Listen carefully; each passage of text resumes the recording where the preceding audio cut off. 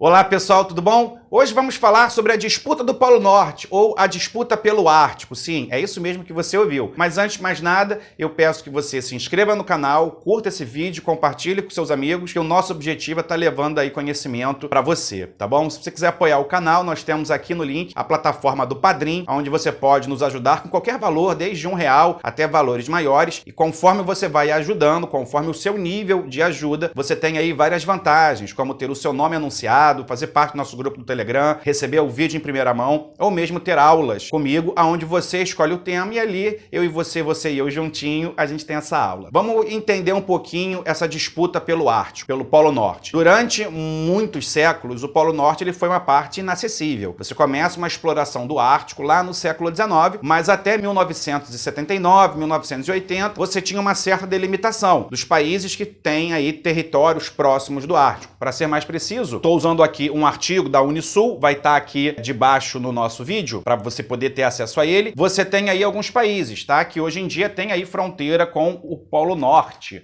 Nós temos a Rússia, o Canadá, a Noruega, a Dinamarca e os Estados Unidos. Esses são os principais países que têm aí fronteira com o Ártico, com o Polo Norte. E diferente do Polo Sul, que é uma grande massa de terra cercada por oceano, o Ártico não. Se você pega, você vai ver que vai ter o Polo Norte e você vai ter uma série de países em voltas e vários pequenos oceanos ou mares. E qual é a importância do Ártico? Durante muito tempo se pensou que o Ártico seria uma área inexplorada, mas não é bem assim. Eu estou vendo aqui, por exemplo, na Super Interessante, eu dei uma pesquisada, eu vou falar alguns dados aqui sobre o Ártico, só para a gente ter uma ideia. Debaixo do gelo do Ártico, há petróleo suficiente para encher 83 bilhões de barris. É o triplo do estimado do pré-sal brasileiro. Tem também gás natural para abastecer todo o planeta por 14 anos. É isso mesmo que você ouviu. E também dá ao Ártico 20% dos combustíveis fósseis ainda não explorados no mundo. Além disso, tem minério de ferro, carvão e urânio e diamantes. Então repare que é uma área com muitos recursos naturais. Até por volta aí de 2008, 2009, era praticamente inacessível. Era muito difícil, porque as temperaturas são muito baixas,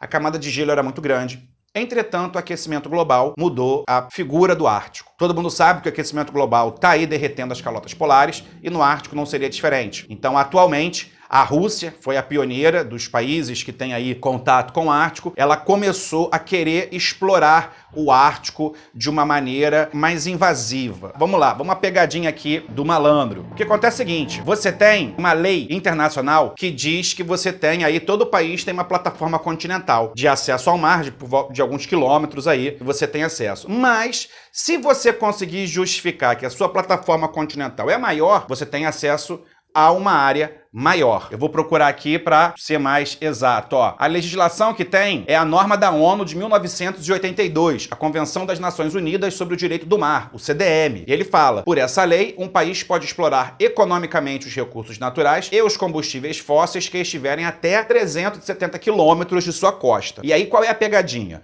Se um país reunir evidências geológicas de que sua plataforma continental se estende por mais 370 quilômetros, ganha uma lambuja. Pode explorar com exclusividade uma área de até 648 quilômetros distantes da costa. O que é uma plataforma continental, Bruno? É uma borda do continente que segue por baixo do mar. Esse é o argumento dos países do Ártico, né, que tem fronteira aí com o Polo Norte, para poder explorar. A Rússia foi além, agora nos anos 2000, durante o governo do ex-presidente Medvedev, por volta de 2008, 2007, a Rússia fincou uma bandeira russa debaixo aí do seu leito, do seu suposto leito continental, dizendo que ali era território russo. E com esse aquecimento global, o gelo tem derretido. Então agora já é possível você navegar pelo Ártico. Se o mundo é redondo, obviamente, você consegue, agora com o degelo do Ártico, você consegue, por exemplo, navegar por essa rota entre, por exemplo, a Europa e a América de modo mais rápido, sem precisar passar pelo Estreito do Canal do Panamá, por exemplo. Você ganha tempo, você ganha distância, você encurta as distâncias. Além disso, no caso da Rússia, por causa do aquecimento global, ela aumenta a sua área de pastagem no seu extremo norte. Mas aí qual é a pegadinha do malandro? E por que a gente pode ver, não digo a curto prazo, mas a médio e longo prazo, um conflito militar nessa região? Tem muitos recursos naturais.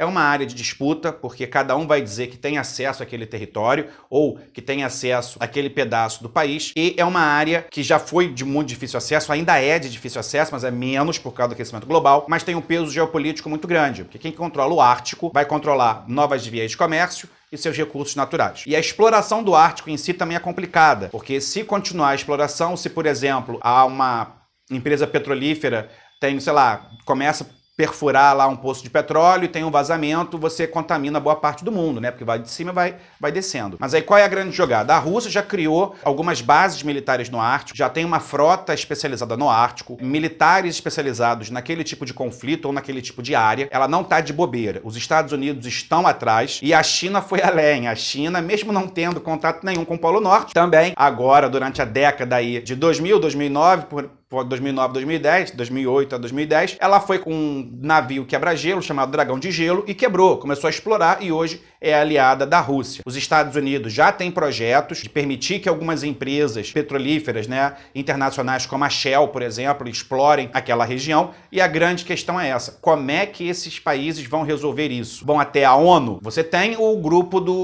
os países do Ártico, você tem um grupo de países também consultivo e aí eu vou dizer para vocês quem são esses membros, né? Você tem a Dinamarca, você tem a Groenlândia, você tem a Noruega, você tem a Rússia, você tem o Canadá, os Estados Unidos e a Islândia. São poucos países que têm ali fronteira física com o Ártico, mas o peso geopolítico é muito grande. Se você pesquisar na internet, você vai ver que a Rússia tem sim dominado essa região, pelo menos na sua parte territorial, e aí a gente tem que pensar qual é a estratégia russa. Vamos analisar rapidamente. Os Estados Unidos é a maior potência do mundo, ela investe aí 10 vezes mais que a Rússia, em termos militares, tem um alcance global, mas justamente por isso, por ter um alcance no mundo inteiro, ele tem que gastar muitos recursos em várias partes do mundo. Então você vai ter presença americana no Ártico, você vai ter a presença americana no mar da China, você vai ter a presença americana no Oriente Médio, na África e na Europa, por exemplo. A Rússia não precisa ter um alcance global, ela tem que proteger o seu território. Então, ainda que a Rússia gaste apenas 10% do PIB, né? Nem do PIB,